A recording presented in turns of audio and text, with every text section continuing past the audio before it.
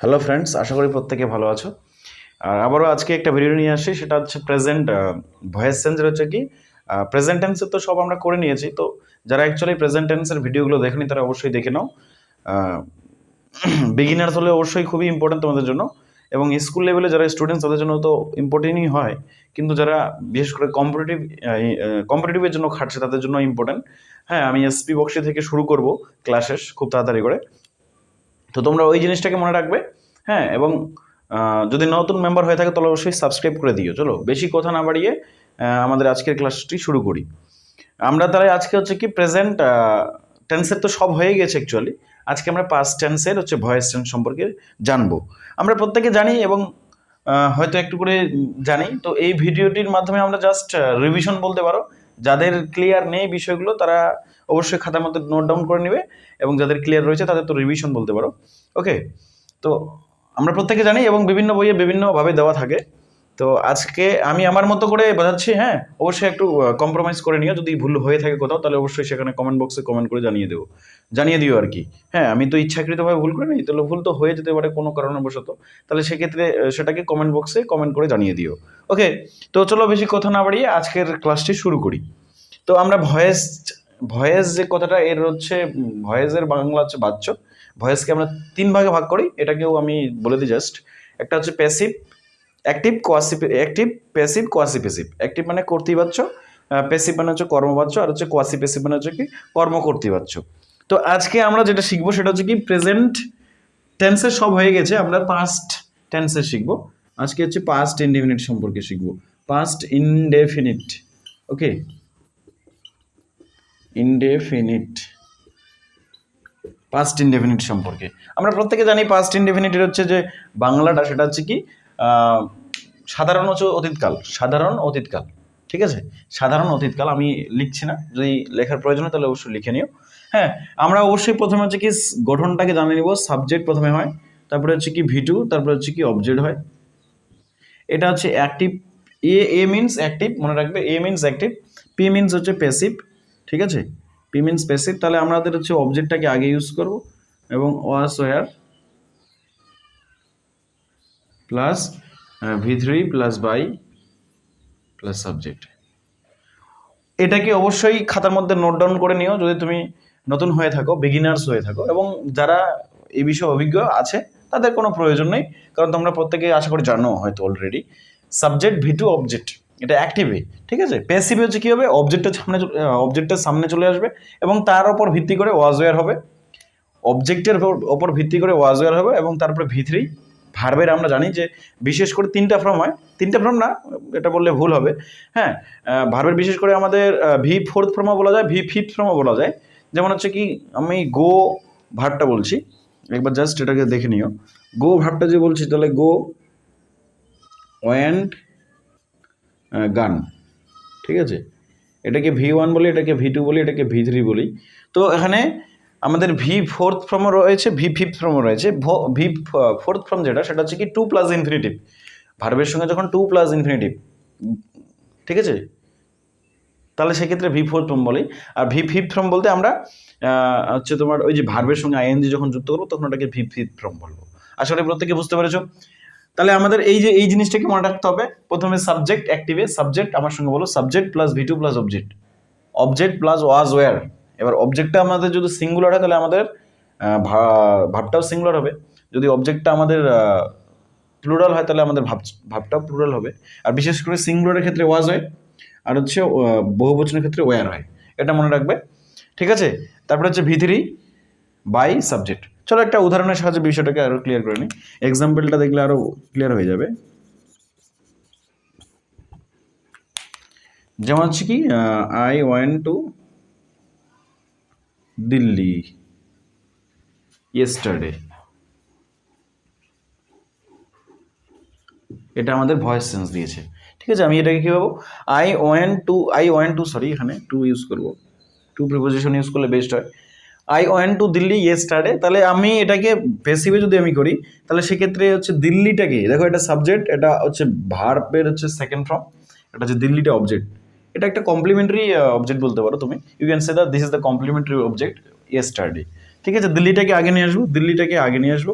দিল্লিটাকে আগে নিয়ে আসবো, তাহলে দিল্লিটা যেহেতু স্পেসিফিক সেই জন্য আমরা ওয়াজ ইউজ করবো, ওয়াজ, দিল্লি ওয়াজ। এবার এবার এই যে ওয়েন্ট, এটা হচ্ছে মেইন ফর্মটা হচ্ছে গো, তাহলে আমাদের ভিথি ফর্মটা হচ্ছে গান, তাহলে নিশ্চয়ই এখানে আমরা গান ইউজ করব, অবশ্যই বুঝে নাও বিষয়টাকে। ও গান, দিল্লি ওয়াজ গান by me yesterday, Delhi was gone yesterday by me. Yesterday তুমি এখানে ঢুকলেও হবে, yesterday, Delhi was gone yesterday by me, yesterday by me. I থাকলে মি হয়ে যায়, আই থাকলে মি হয়ে যায়, আই থাকলে মি হয়ে যায়। হ্যাঁ, ইয়েস্টারডেটা আগে ঢোকালে হবে, পরে ঢোকালে হবে, অসুবিধা নেই, সেটা কমপ্লিমেন্টারি হচ্ছে অবজেক্ট। ঠিক আছে, আরও এক্সাম্পল আমরা নিতে পারি বিষয়টাকে ক্লিয়ার করার জন্য। 2 নম্বর এক্সাম্পল দেখো, দে প্লেইড ফুটবল,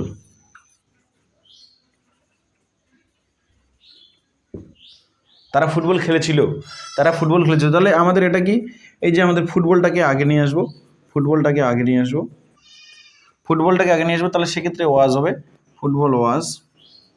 প্লেট, এটাই ভিতরি ফর্ম হয়, দেখো ভিতরি, তাহলে প্লেট, PLAYED প্লেট, তারপরে হচ্ছে বাই হবে, প্লেটের পরে বাই হবে, তারপরে হচ্ছে কি দে থাকলে কি হবে, দে থাকলে কি না দ্যাম হবে, দে থাকলে দ্যাম হবে, এটাকে মনে রাখো একটু, দে থাকলে দ্যাম হবে।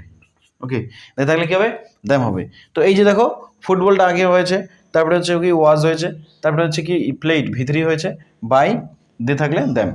খুবই ইজি, যদি বুঝতে পারো খুবই ইজি। হ্যাঁ, খুবই ইজি, একদমই ইজি। আমি এটাকে মোছানোর চেষ্টা করছি, আমি এটাকে মুছিয়ে দিই, থামো। ঠিক আছে, এটাকে মুছে, আশা করি প্রত্যেকে বুঝতে পেরেছো, প্রত্যেকে বুঝতে পেরেছো।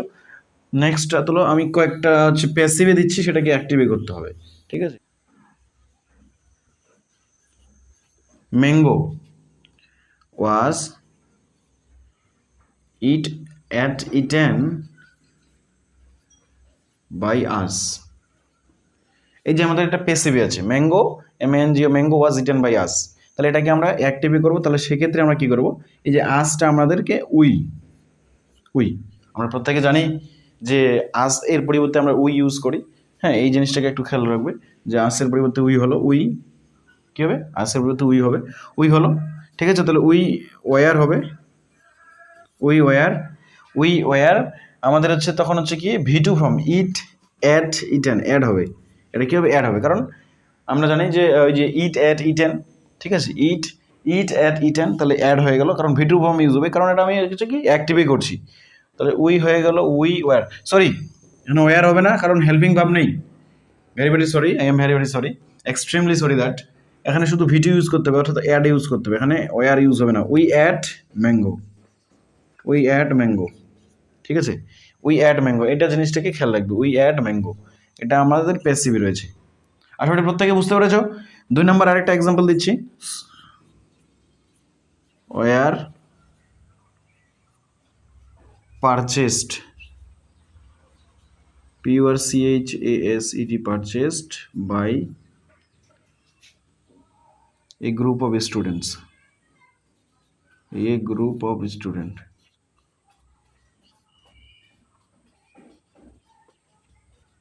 ওকে, দেখো এই যে দেখো, books were purchased by a group of students.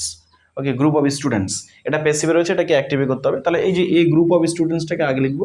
ওকে, এই গ্রুপ অফ স্টুডেন্টসটাকে আগে লিখবো, এই গ্রুপ অফ স্টুডেন্টস,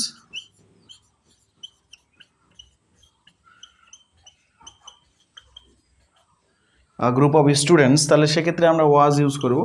এটা আমাদের সিঙ্গুলারের মধ্যে বলছে যে এ গ্রুপ অফ স্টুডেন্টস বলছে, প্রথমে ইউজ হচ্ছে গ্রুপ অফ স্টুডেন্টস, সেই জন্য ওয়াজ ইউজ করছি, group of students, not was but we use main second form of the verb. Okay, purchase, purchase, PURCHASED, purchased books. এই দেখো, কারণ আমাদের সবসময় খেয়াল রাখতে হবে যে এই যে গঠনটা, ঠিক আছে, অবশ্যই গঠনটা খুবই ইম্পর্টেন্ট।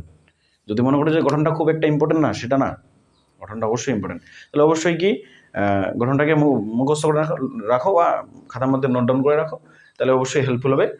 যেটা ফাদারে সেটা হচ্ছে কি মনে না থাকলে দেখে নেবে ফট করে। তো এই জিনিসটাই ছিল আজকের। হ্যাঁ, আমি খুব ছোটো ছোটোভাবে ভিডিও তৈরি করছি যাতে খুব ল্যাংদি না হয়, ঠিক আছে, এবং ল্যাংদি হলে দেখার জন্য অসুবিধা না হয়। ধরে না ফট করে মনে নাই, তাহলে এই জিনিসটা দেখে নিলাম, ঠিক আছে। তো অবশ্যই যদি নতুন মেম্বার হয়ে থাকো তাহলে অবশ্যই চ্যানেলটাকে সাবস্ক্রাইব করে দিয়ে পাশে থাকো। আর আমি রেগুলারলি ভিডিও তৈরি করব, হ্যাঁ ভিডিও তৈরি করব, ওকে, এবং ভিডিও দেওয়ার চেষ্টা করবো আর কি। অ্যাকচুয়ালি যদিও একটু ব্যস্ত, তো ব্যস্ততার মধ্যে দিয়েই সব কিছু করতে হয়, নাহলে আবার এদিক ওদিক করে হয় না। তো ওকে, টেক কেয়ার, প্রত্যেকে নিজের খেয়াল রাখো এবং পরিবারের খেয়াল রাখো। আজকে এখান থেকেই, এবং দেখা হবে আগামীকাল। Okay, thank you and best of lakh.